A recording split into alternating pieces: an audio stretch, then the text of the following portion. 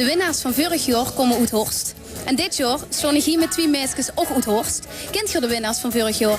Ja, Jaske en Jori. Oké, en heb je dan ook een beetje informatie gevraagd van wie dat ze moeten winnen? Niet echt. Want het is natuurlijk de bedoeling, denk ik, voor u om dit jaar ook weer de prijs met naar Horst te nemen, toch? Ja, tuurlijk. En nou heb ik begrepen dat er in Horst ontzettend veel liedjes werden geschreven voor de vastelovend.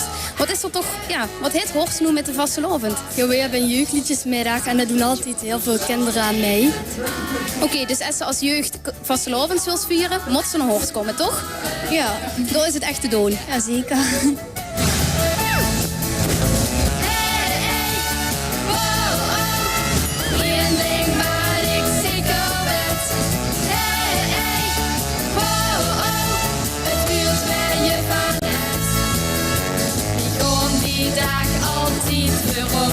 Dus kijk maar goed naar ons. Als wij hier lekker gek gaan doen, dan is het feest begonnen. Dat doen we toch zo gek. We trekken een van leer. Met vastelovend van het jaar gaan wij het maken.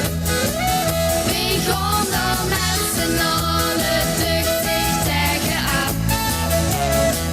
We maken rol en schreeuwen het even aan de daken. En maken er 3 dagen lang een feestje van.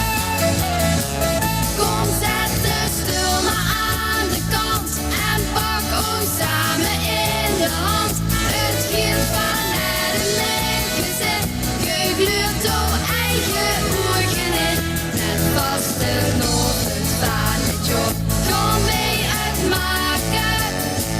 We gaan er met z'n allen duchtig tegenaan. Hey, hey, oh, oh, één ding waar ik zeker ben. Hey, hey, oh, oh, het wilt waar je van hebt. We kriegen daarvan nooit genoeg. Het smaakt altijd nog meer. Denk dat ik vastelovend nou het ganse jaar vier.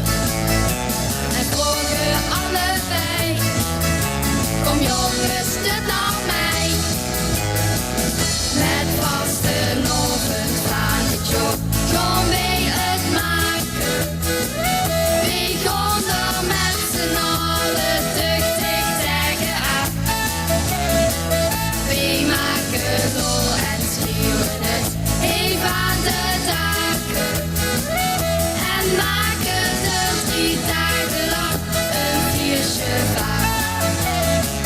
Kom, zet de stoel maar aan de kant en pak ons samen in de hand. Het gilt van het lichtgezet, gegluurd door eigen ogen in. Met vaste